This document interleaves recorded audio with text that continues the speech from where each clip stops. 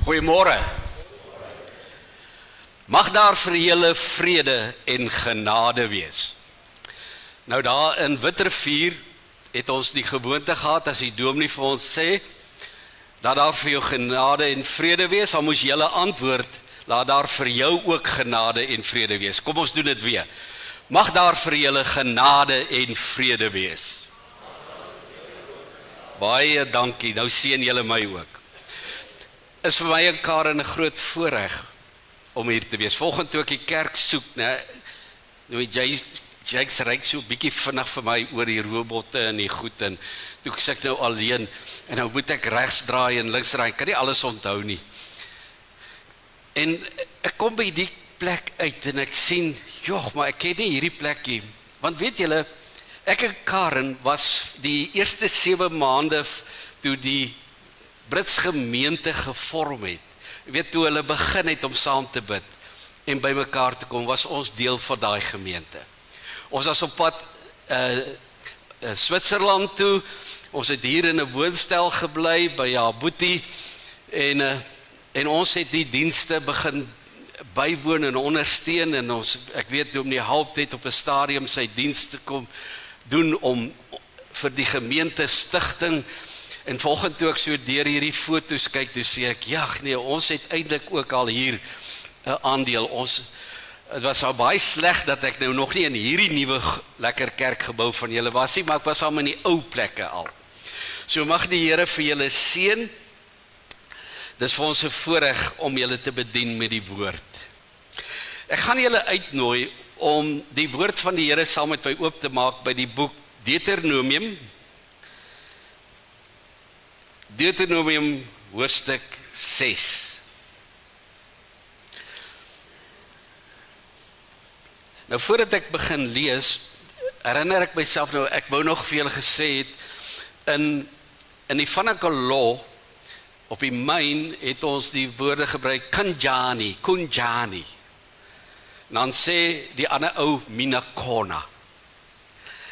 Nou, wat dit beteken, is minakona beteken, ons sê altyd, dit gaan goed, hoe gaan dit met jou? Minakona beteken, ek is hier.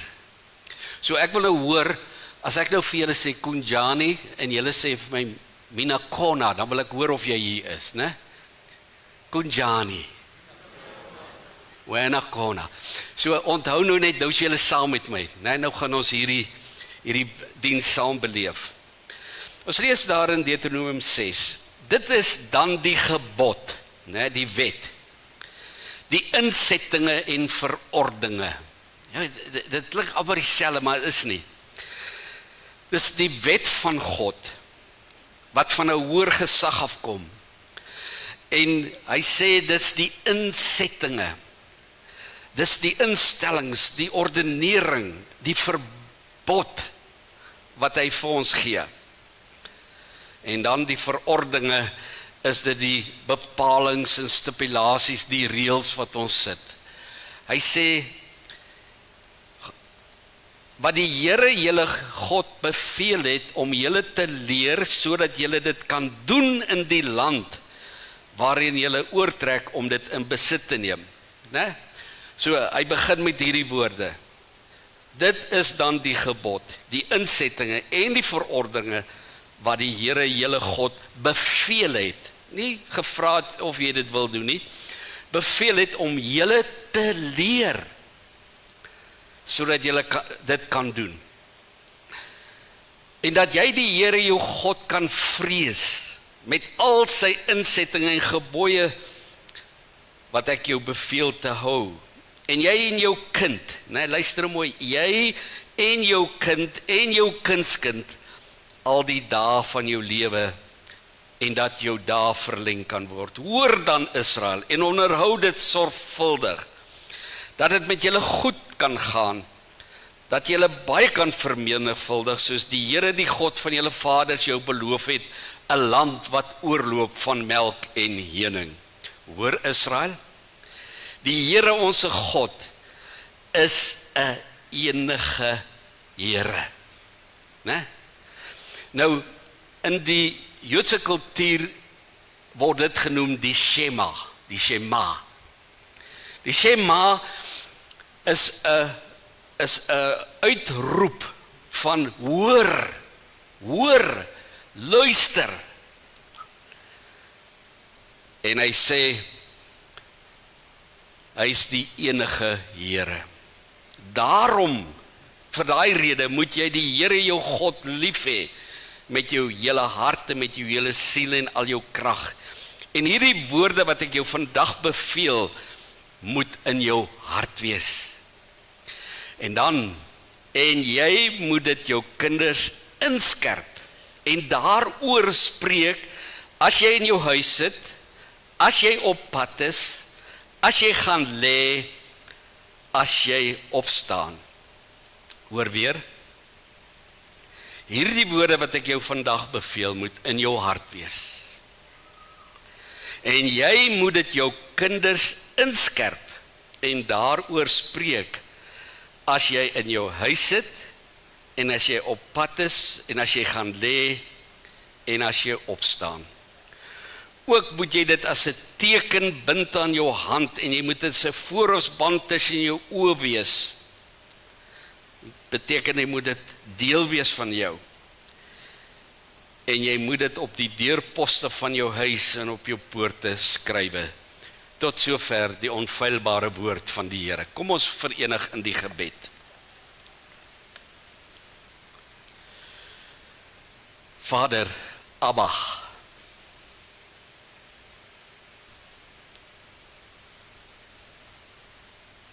U is God. Vanoggend wil ons soos die Israel van ouds uitroep, daar op die berg met Elia, die Here, hy is God. Die Here, hy is God. Aan U, Vader, kom al die eer en die heerlikheid. Vir ons as gemeente, as boeties en sissies vanoggend, is dit 'n voorreg om in U teenwoordigheid te wees. Ons sit laag aan U voete, Here, en ons wil luister. Ons wil hierdie Shema, wil ons vanoggend toepas. Ons wil luister met insig. Ons wil hoor wat die Here vir ons sê, en ons wil gehoorsaam. Ons verklaar dit vanoggend in U teenwoordigheid. Dankie, Here, vir U genade. Dankie vir al die mooi dinge wat ons vanoggend al reeds in die afkondigings gehoor het. U naam word verheerlik.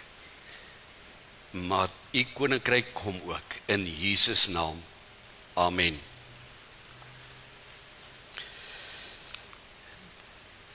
Die boodskap wat ons vanoggend met U wil deel is kinders se geloofsgroei binne die familie. Nou ek wil net so vinnig inleidend net vir julle verduidelik, waar kom ons vandaan om by hierdie boodskappe uit te kom, kinders se geloofsgroei. Toe die Here ons geroep het in 1985, vir voltydse diens, het ons eers in kinderwerk ingegaan, was in Switserland, en toe is ons kweekskool toe, agterna, en ons het by Petra Instituut in die einde van 93, toe ons klaargemaak het met die kweekskool, aangesluit. Ons was daar in Nelspruit gemeente, waar ons georden is. Maar die Here het vir ons op 'n reis geneem. 'n Reis om goed te ontdek, wat ek as 'n jong pa en 'n jong ma van my vrou, wat ons nie geken het nie.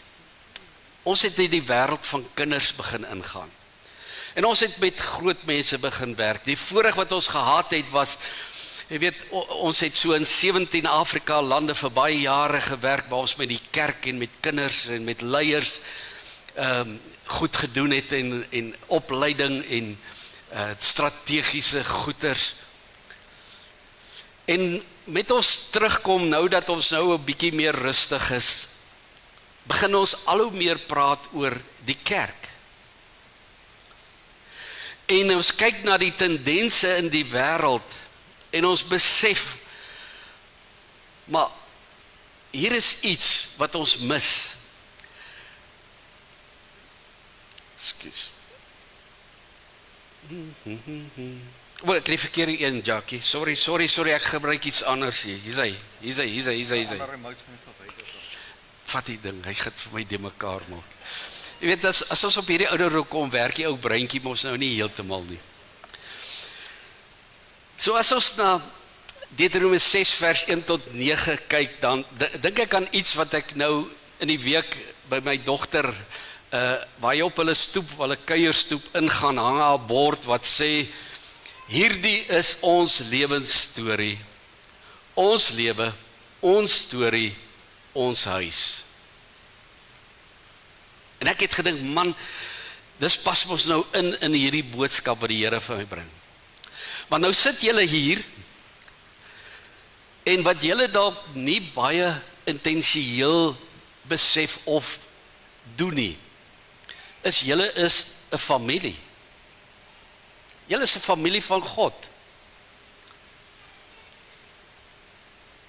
En ons is boeties en sissies, soos ons hier sit, vir een rede, omdat ons almal aan Jesus behoort, vrygekoop deur die bloed van die lam.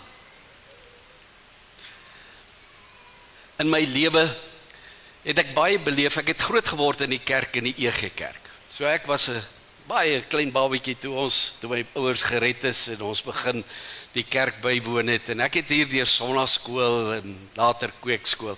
So ek ken die EG Kerk baie goed. Ek ken die ou predikante baie goed. En ek het altyd na hulle boodskappe geluister. En iets wat ek vandag na terugkyk, is ek het baie min gehoor oor gesinne. Baie min gehoor oor boodskappe wat disippelskap in die gesin aanspreek. Jy sien, ons praat oor disippelskap. Dan praat ons van so 'n gedagte, so een kant, ja, daar is disippelskap. Jesus het gesê, gaan en maak disippels tot aan die eindes van die wêreld. En dan wil ons nou net sending of iets aan koppel, maar dis nie waar nie. As 'n gesin het God eintlik 'n ander boodskap vir ons vanoggend. Hier sit ons kinders, pragtige kinders, klein en groot babietjies, pragtig. Ons is deel van 'n familie. Maar soms ontdek ek dat as ek so in die gemeentes beweeg, ons is ergens, weet ons het ons 'n verbintenis, maar ons is nie familie, want ek ken jou glad nie. Een dominee het nou eendag in sy gemeente, het hy sommer so alles gestop en gesê, okay, staan jy nou op en gaan na daai persoon toe en gaan praat bietjie met daai persoon en vertel daai persoon wat weet jy van hom of haar. Dit was 'n skandelike ervaring, want ons ken mekaar nie. Jy sien, die hele wêreld, nuwe wêreldorde, sy hele doel is om gesinne te vernietig en dan 'n individu te skep wat hulle kan manipuleer. En so het ons hele samelewing binne die westerse konteks het beweeg binne hierdie model van ek en my grassies onder my voete. That's it. Nou maak ons goed soos wanneer ons vir ander mense omgee, né? Dan maak ons nou 'n komitee en 'n gebeplande ding. Moes dit nie net natuurlik uit ons uitgevloei het nie. Moet ons iets gereël het as jy nie daai compassion vir jou naaste het nie. Jesus het immer sy 2 gebooie aan mekaar gelykgestel, wat hy sê, jy moet die Here jou God lief hê met jou hele hart, jou hele siel, hele verstand, en die tweede daaraan, jy moet jou naaste lief hê soos jouself. En ons stem almal saam, my naaste is juist die een wat nou die naaste aan my is, né? En wanneer ons vir mense omgee, dan gee ek om vir jou vir wie jy is. Ek wil weet van die oom wat deur hierdie swaardheid gaan, want ons loop saam met hom op die pad. ek wil vir julle hierdie prentjie skets in die Ou Testament, en toe hierdie gebeur het, was hulle op pad na die beloofde land. Hulle het as 'n volk, het was nie Moses nie, het was 'n volk wat beweeg het na die beloofde land. En wat een geraak het, het almal geraak. As die een honger was, was almal honger. En as die Here vir hulle manna gee, het hy vir almal manna gegee. As hulle water gesoek het, het almal water gesoek. In die Nuwe Testament het ons die kerk. Die kerk is die bruid van Christus op pad na die bruilof van die lam. Ons eindbestemming is die ewige teenwoordigheid by God. Ons is op pad soontoe. En ek en jy is deel van daai loop, en nou loop ons hierdie pad. Maar as ek so die woestyn kyk waar ons nou loop, dan sien ek jy loop toer op jou eie. Hierdie ander een loop toer op hulle eie. Niemand vat hande nie. Ons is nie saam nie. Jy moet maar jou eie gevegte veg. Nou lees ek die Bybel en sien ek maar, dit maak nou nie sin nie. In die eerste kerk het ek daai warmte gesien van mense wat vir mekaar omgegee het. En daarom het Moses hierdie storie het hy begin. Hy sê hoor en luister. Hoor en luister. Hierdie Shema.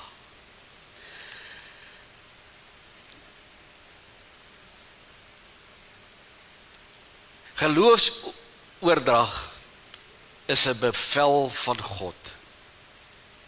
Geloofsoordrag is 'n bevel van God. Dit is nie 'n opsionele ding nie. Hoe geloofsoordrag werk? Ons vra altyd vir mense, hoe kry jy waterpokkies of masels? Hoe kry jy dit? Jy kry dit alleen as jy in kontak kom met iemand wat dit het. Is dit nie? Jy kan nie sommer net uit die lug uit dit kry nie. Iemand het dit. En jy dra dit oor. Jy leer dit nie aan nie. Jy koop dit nie en plak dit op jou nie. En so ook is geloofsoordrag.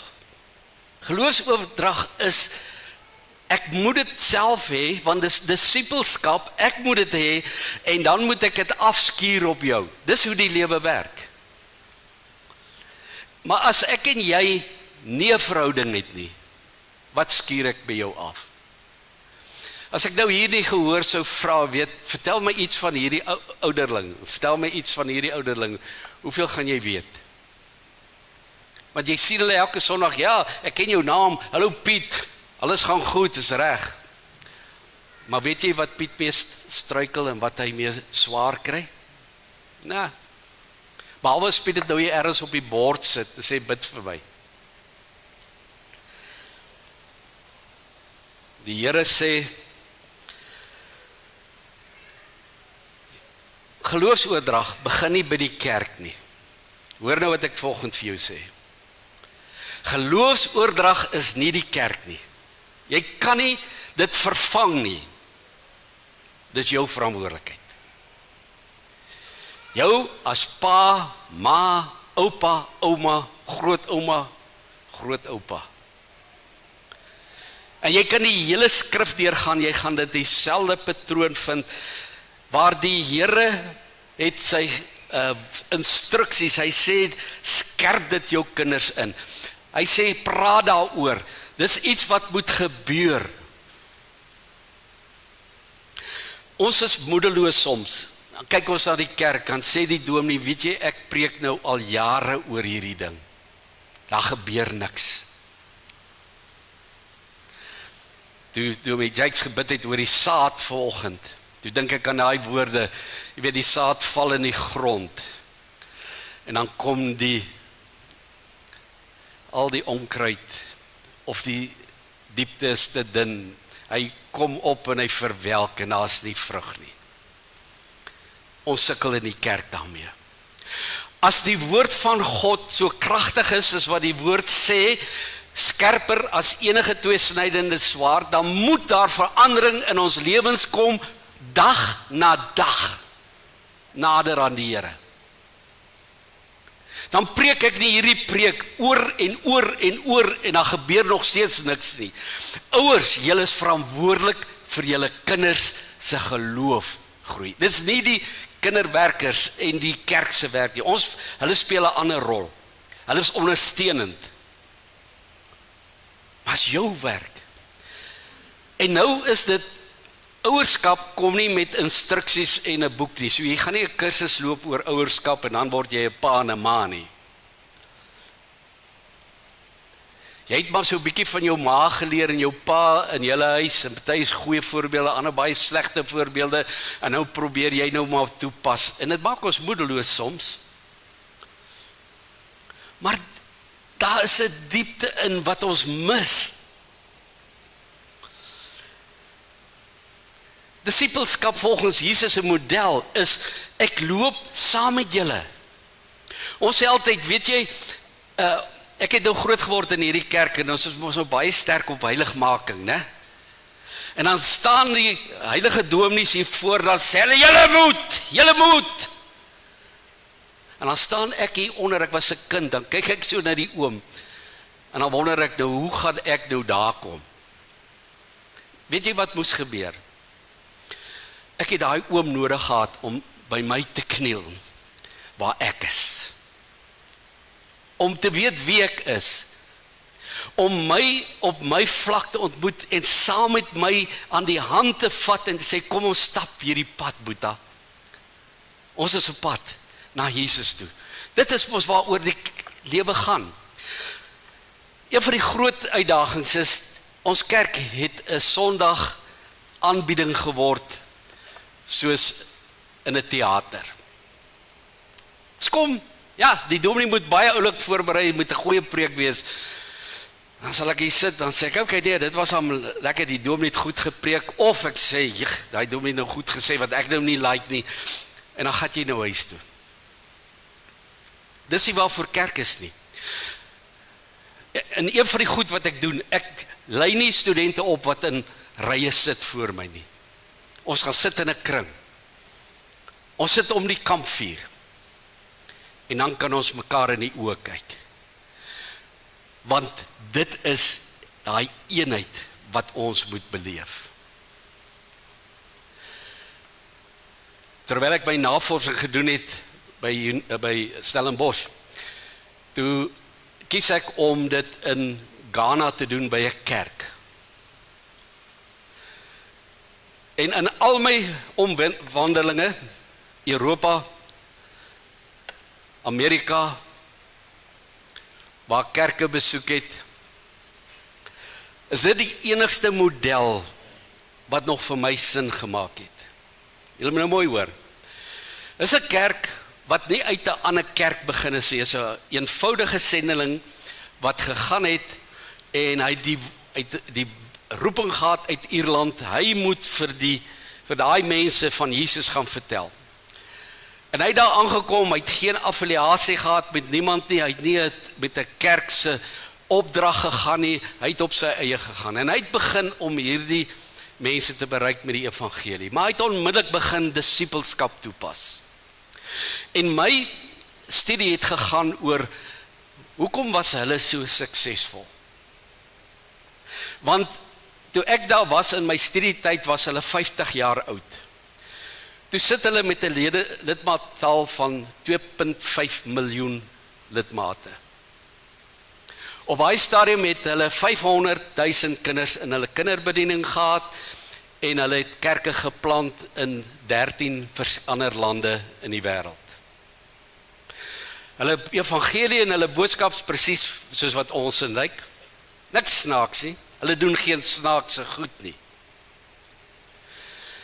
Terwyl ek my onderhoude wou doen met hulle, het ek gesukkel om die lidmate in die hande te kry. Weet julle hoekom? 7 dae 'n week is hulle by die kerk. 7 dae 'n week. Hulle werk, dan ry hulle met die bus van die werk af, dan gaan hulle kerk toe. Dan het hulle of 'n deernaggebed, of 'n gebedsaand, of 'n biduur, of 'n woord hantering soos julle nou Daniel hanteer. En dan gaan hulle huis toe. 'n Môreoggend presies dieselfde. Jy kan in Ghana gaan in Accra, en jy kan na elke van daai stalletjies op die pad gaan, dan vra jy vir hulle, ken julle iemand uit die Church of Pentecost? Dan gaan hulle jou sê, well, I am, or this person next to me is. Hoekom? Hulle het 'n keuse gemaak om hulle alles vir Jesus te gee. Van hulle ryk sakemanne, besigheidsmanne, hulle het alles. Maar wat is die dryf? Hoe kry hulle dit reg om elke dag by die kerk 'n draai te maak? Hulle kinders, die bevinding van my navorsing was dat kinders hulle strategie was. Hulle het hulle kinders voorberei, hulle het hulle kinders op pad gesit, hulle het hulle bemagtig, en hulle het in die strate ingegaan, hulle het na villages toe gegaan, klein gemeenskappe toe, en hulle het gaan die evangelie verkondig. Ek en Karen gaan daar na een van die jammer vir die Engels, General Secretary toe, by sy huis, en toe ons haar in sy plek inry, toe sit daar 'n klomp jong mense wat besig is met Bybelstudie. En ek sê, wow. Ja, dit was sê, hulle het nou nie in die kerk 'n reëling gehad, weet jy, gaan nou 3 uur, dan kom sit ons gou by mekaar, dan sê ons aan ticket af, ons jeug het iets gedoen nie.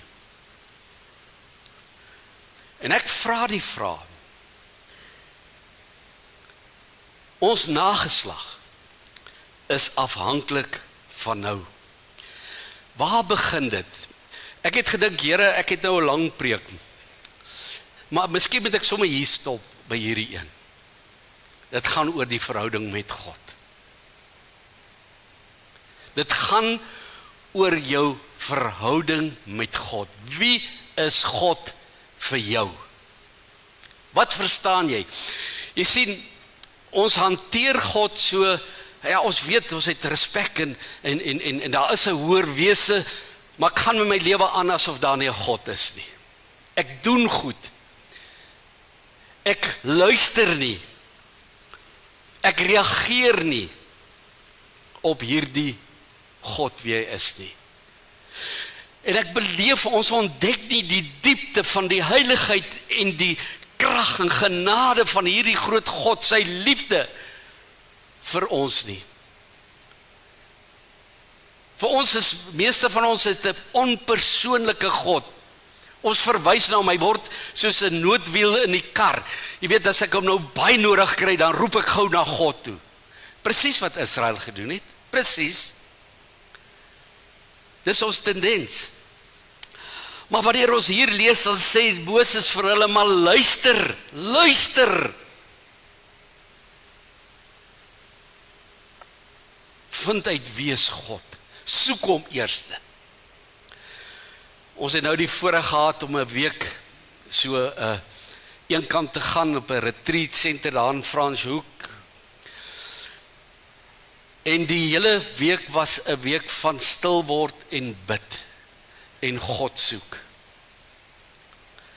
En ek het so verryk uitgekom, want ek kon weer in die diepte se oomblik stil word om uit te vind, maar wie is die God werklik wat ek aanbid?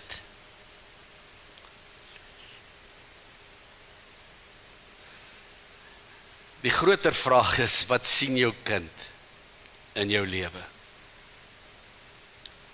Lyk dit asof jy 'n verhouding het, of jy hom ken vir wie hy is? Waar kan ons geloof inskerp? God het vir ons beloftes gegee. Hy sê, ek moet eerste wees in jou lewe. Nie jou werk nie, luister nou mooi. Nie jou werk nie, nie jou loopbaan nie. God moet eerste in jou lewe wees. Wat jy ook al doen, word uit daai perspektief gedoen. Of jy nou in die regsafdeling, 'n onderwyser, of 'n fabrieksvoorman of 'n eienaar van 'n besigheid. Alles gaan oor jou verhouding met God. En almal en alles om jou moet daai verhouding kan sien. Na wedergeboorte het ek en jy die Heilige Gees wat in my woon. Ek het alles. Daardie woorde van die Here is, ek moet hom lief hê met my hele hart, my hele siel en my hele verstand, soos my hele wese behoort aan hom. En dan sê hy, waar gaan ek dit doen? Is nie in die kerk nie. Is ons huis, by jou huis. Wanneer jy op pad is, slaaptyd, opstaantyd, is God so deel, en dis nou nie vrome wettiese praatjies nie, dis nou nie, ons wil ons so Christendom wil ons nou so in 'n klompie reëls inbou, net soos die Fariseërs en die Sadduseërs. Hulle het so 613 moets en moenies gebou, en dan hulle hele verhouding met God aan dit gemeet. Jesus het sê, dit is waardeloos, dit beteken eintlik niks. Wat wil God hê? God vra 'n eerlike man, God-verhouding, vrou, God-verhouding, waar jy oorloop, waar die vrug van die Gees jou deel is, waar jy 'n lig word. Daar in Matteus 5 sê Jesus vir hulle, julle is lig en sout. 'n Lig is die een wat die duisternis wegdruk. Dit vervang duisternis. Iemand vra, wat is die definisie van duisternis? Die enigste definisie is, dis die afwesigheid van lig. Daar is nie lig nie. Jesus sê, maar jy moet daai lig wees. Jy moet daai duisternis kan wegdryf. Hy sê, dan moet jy sout wees. Hy sout wat diep inwerk. Julle manne wat biltong maak en met vleis werk, jy weet, daai goed gaan in, dit moet intrek in daai ding. Dis hoe ek en jy is, as die sout laf geword het. Waarmee kan die lewe gesout word? En dit gebeur in ons dag na dag lewe. As ek jou ontmoet in die mall, skyn Jesus deur jou lewe. Ek sê weer, dis nie nagemaakte heiligheid en opplak van goeders nie. Dit is die ware deel, wie jy is in Christus. En daai een gaan uitleef. Daai een gaan nie gevra word en gesmeek word, ag, wil jy nie by dit betrokke raak, of wil jy nie dat doen nie. Hulle gaan hier van hulle binneste af, gaan hulle gedring word om die Here te dien. My vrou sukkel tans verskriklik met my, omdat ek nie wil stop nie. As jy weer hoor, het ek weer nog iets op my kalender gesit, en nog iets, en nog iets, en nog iets, en nou vra sy vir my, nou wanneer tree ons af? Sê ek weet nie, as ek doodgaan. Want weet julle wat is dit? Dis hierdie ding wat hier opdruk, wat wil. Sê, Here, wat kan ek nog doen? As ek vir jou kan gaan bid in die hospitaal, as ek jou doodsbegeleiding kan doen, dis waar ek wil wees. Nou vra ek, hoekom kan jy nie so wees nie? Wat is die verskil? Dis omdat jou verstaan van God en jou verhouding nog nie op plek is nie.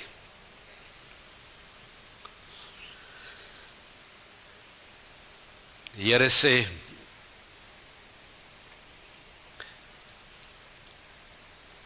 hoe kan 'n mens dit doen? Nou vanoggend gaan ek by die personeel so 'n bietjie, gaan so 'n bietjie die koppies bietjie die mekaar maak ook. Omdat ek wil hê ons moet nie dink, waarmee is ons besig? Julle as ouers is die primêre bron van julle kinders se toekoms. Die kerk het 'n rol. Die kerk het 'n rol. Die praktiese wyse is, gestel ons nou kerkraad en dominee en ander bedieningsleiers, gestel ons word bietjie baie meer intensieel bewus van familiedinge. Hoe werk 'n familie? Wanneer gaan ons aandag gee aan spesifiek 'n man en vrou? Nou ons weet daar's baie gebroke families, né? Waar net 'n enkel ma of 'n enkel pa, dit bestaan ook. Maar hulle is almal familie. Uitgebreide familie. Ouma bly by my, ek bly nou by my dogter, ek en Karen daar in Centurion. Ons is 'n uitgebreide familietjie daar. Sê net ek en my vrou nie. My kleinkinders kom ook daar. Maar as ek hier by julle kom, is ek ook familie, want ek is deel van julle. Ek en julle is een, sê Jesus. En hierdie familie moet begin praat oor familiegoed. Ons moet mekaar begin vra, maar wat wil God van my en my gesin hê? Wanneer moet ek wat doen? Hoe moet ek die dinge doen? En ek sê nou vir julle, ek neem jou nie kwaadlik as jy vir my sê vanoggend, Rudy, ek is nie heeltemal seker hoe om dit uit te weet in praktyk hê. Dis baie oulik om dit in teorie te sê. Maar hoe lyk dit in praktyk? Begin ondersoek en stel in die skrif oor families. Ek kan vir jou sulke lang lyste gee van teksgedeeltes, skrifgedeeltes wat jy kan opsoek. Want God het dieselfde wat hy gedoen het in die Ou Testament, het hy bedoel en oorgegee in die Nuwe Testament. Al Paulus se aanmoediging. Kinders was nog nooit uitgesluit nie. Weet jy, die Here Jesus kom maar in Matteus 18. En hierdie dominees, Paulus hulle, hierdie vissermanne wat nou 'n bietjie ge-upgrade was. Nou loop hulle saam met Jesus. Petrus was net 'n rukkie tevore, was hy op die berg. Hy en Johannes hulle. En wat het hulle daar gesien? Hulle het vir Moses en Elia gesien. Can you imagine? Wow! Moses en Elia. En nou kom hulle, en nou loop hulle so daar. Hulle was op pad na 'n plek toe en hulle het nog al langs die pad 'n bietjie gegly ook, want hulle kon nie die kind gesond maak nie, en oor Jesus sou vir hulle gesê, maar dis julle ongeloof. Maar nou loop hierdie groot manne, nou loop hulle by mekaar en praat en sê, hey, wie dink julle van ons gaan die belangrikste wees in die koninkryk van God? As ons daarbo in God se teenwoordigheid kom, wie van ons, want hy praat van krone en sitplekke en alles daar. En Jesus hoor hulle hierdie vraag vra. En hulle het so teen die berg, het hulle so gaan staan, en daar was nou ander gehoor ook, wat hulle gevolg het. En Jesus hoor hulle vra, wie van ons gaan die grootste wees? Weet wat doen hy? Hy draai nie en sê, ja, Petrus, jy's 'n man, jy's 'n eyster, jy's die rots. Jy het Jesus, jy het vir Abraham en Elia ontmoet. Of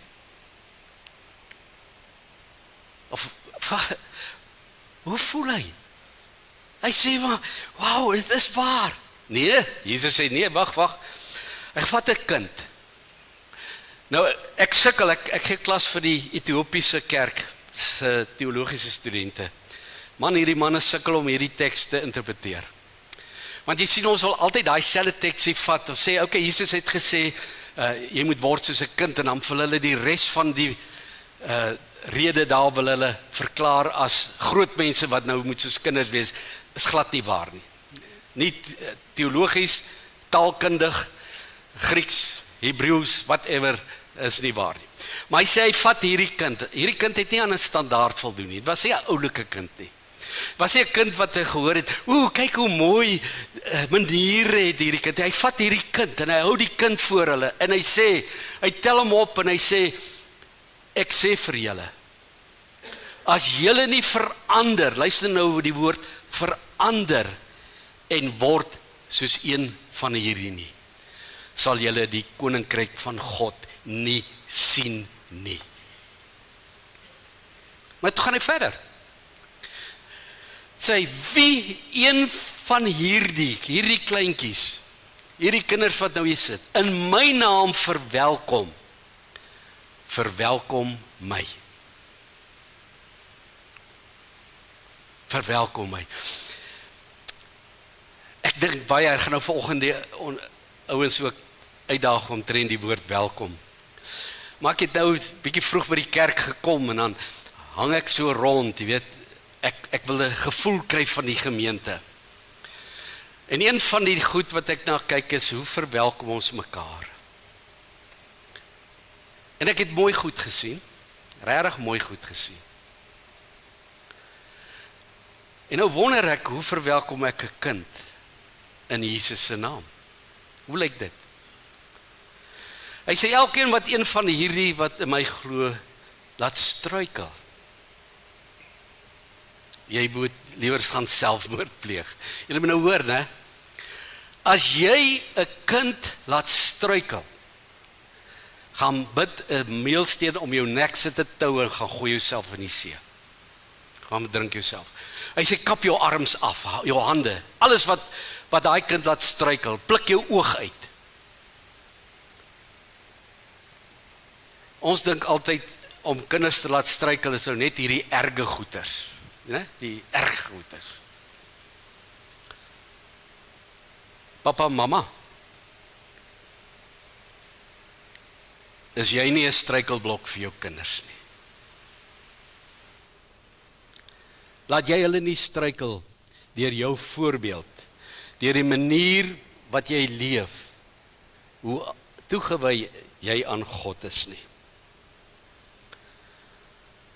Ontdek die rol van ouers en grootouers. Daar's pragtige voorbeelde. Daar in Psalm 78, ek het nou juis, toe ek daar agter is en ek kyk die Bybel, as 'n oop Bybel, en ek wil altyd lees, waar het hulle hierdie Bybel oopgemaak, en hy's daar op Psalms, en ek het so 2 blaaie teruggeblaai en hom toe daar gelos, Psalm 78. Gaan lees dit. Waar God ons oproep om te sê, julle moet die wonders en die magtige dade van God, moet julle ontdek, julle moet dit ken. En dan moet julle dit aan julle kinders vertel, sodat hulle dit weer aan hulle kinders vertel, sodat hulle dit weer aan hulle kinders vertel. En dis presies hoe geloofsoordrag in die Ou Testament gebeur het. Die pa het aan die aande daar by die tafel het hy die verhale van die Rooi See, die Pasga, die feeste, alles gehanteer soos wat dit deur die gesin gegaan het. En hulle was in hierdie een reis op pad na die beloofde land toe. En later hoe om God te dien, daar waar hulle gebly het in die land van melk en honing. Ons verwaarloos die rol van oupas en oumas. Jy sien, ons het 'n ding wat sê, jy weet, kinders moet ons gehoor word, moet gesien word en nie gehoor word nie, né? Dis ken mos daai ene. Nou ek het so groot geword. Maar luister ons ooit na kinders se hart?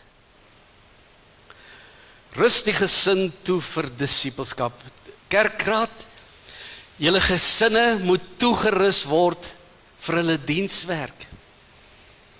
Paulus het 'n oproep vir die gemeentes gedoen, ons word toegerus vir God se dienswerk.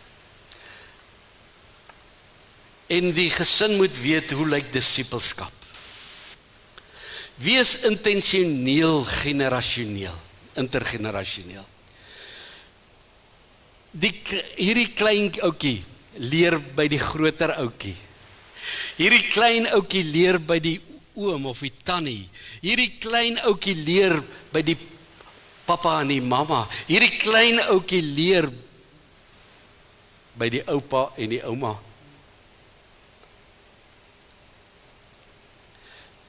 In Afrika het hulle hierdie gesegde wat nog op hierdie stadium net in 'n paar villages werk. It takes a village to raise a child. Dink nou wat ek sê. It takes a village to raise a child. Hierdie kindertjies van hierdie gemeente is almal van julle se verantwoordelikheid. Almal se verantwoordelikheid. Dis nie die skool nie.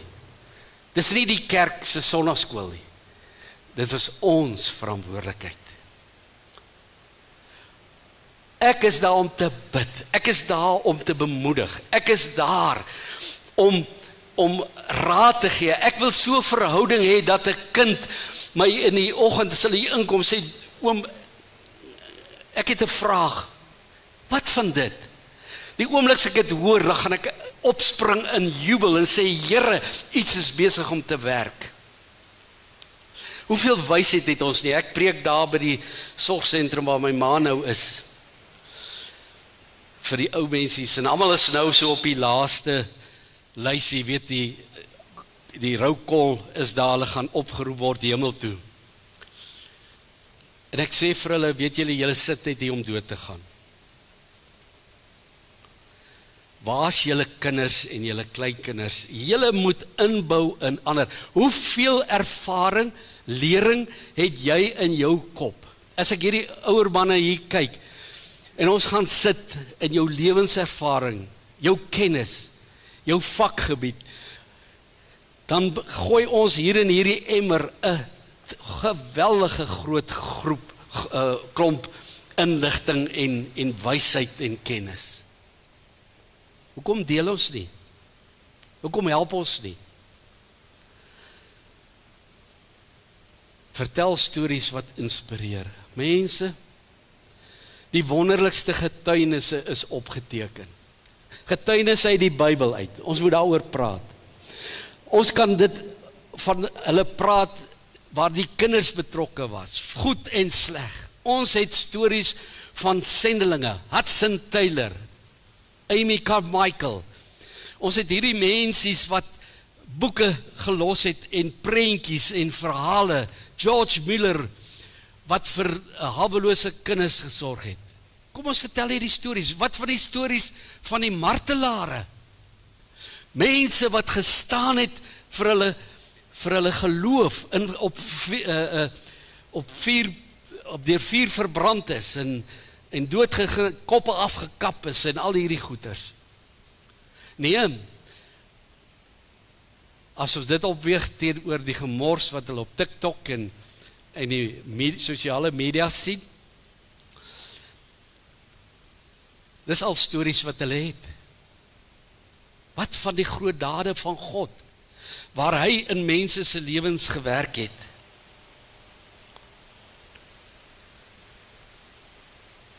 En dan sê, ontwikkel 'n familievriendelike en kontekstuele aktiwiteite. Hier in die gemeente kan ons dit doen. So nou dan het julle so 'n flank sê daarvan, ek sien hier is een van 'n kinderkampie of 'n ding. Maar weer eens, as jy nou die kinders daar vat in 'n silo en jy gaan hulle nou daar bedien, dan vra ek nog steeds, wat is die sin daaraan?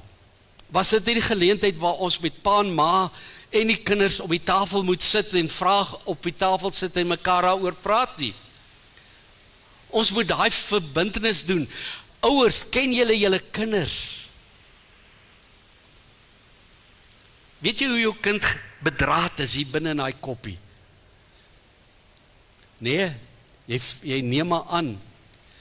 Ons het woorde soos moeilike kind en 'n dit kind en 'n ADH kind, maar weet jy werklik hoe daai kind gewire is? Hoekom vind jy nie uit nie?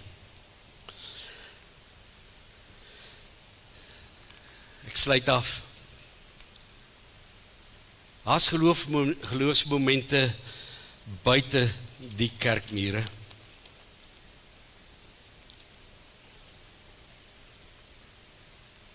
Kyk dan hoe kan ons in hierdie volgende paar maande is sport weer verskriklik hoog op die agenda vir die kinders aanbetref. Oom ouderling, as jy nou van hierdie kinders regtig ken, en jy gaan net vir Saterdagoggend moeite doen, om net by die sportveld 'n draai te maak en vir hierdie ouetjie te sê, well done, sterkte vir vandag, ek bid vir jou, dat die Here vir jou sal krag gee en jy dit sal geniet. Weet jy wat gaan dit doen? gaan hy kind sê, wow, hierdie oom stel belang. Maar weet jy, is nie my kind hier, my gras is groen onder my voete, so ek gaan aan. Ons doen nie moeite nie, want disippelskap vra 'n eis. Jy gaan moet opoffer, jy gaan moet gee, jy gaan jou tyd moet gee, jy gaan jou energie moet gee. Miskien is die prys te hoog. Maar ek en jy gaan voor God staan en ons gaan antwoord. Maak grootouers, het ek klaar gesê, dan 4 getuienis, benut geloof, ja, maak grootouers en seniorburgers deel van kinders se lewens, so daar kan baie aksies, ons kan vir julle baie raad gee daar, ontwikkel families as sendingfamilies en vier en getuig van geloofsmomente. As hier getuienisse gegee word, kinders, groot mense, jong mense in hierdie gemeente, dan verheerlik ons God om te sê, dit het gebeur. Ek het die Here vertrou vir dit, of die Here het my dit geleer. Ons moet met mekaar praat. So mag die Here vanoggend ons baie sensitief maak vir ons kinders, vir ons gesinne. Ons moet begin bid vir ons gesinne. Ek sê vir julle, dis skrikwekkend wat in die wêreld aan die gang is. Skrikwekkend. Ons kinders leef in 'n tyd wat nêrens in die geskiedenis geëwenaar sal word nie, in terme van die aanslae en die uitdagings. Ons moet hulle beskerm onder die bloed van die lam. En jy, papa en mamma, tannie en oom, oupa en ouma, julle is verantwoordelik. God vra jou nie nou om na 20.000 kinders daar buite in die sendingveld te kyk, hy vra jou eerste, kyk na jou kinders hier. Maak dit reg hier, sodat dit kan uitloop. God help julle daartoe. Amen. Kom ons sit dit so. Wat het jy vandag by die Here gehoor? Ek gee vir jou net so 'n minuut. Reflekteer net so 'n paar goed. Onthou jy net een ding vanoggend. Wat het jy by die Here gehoor?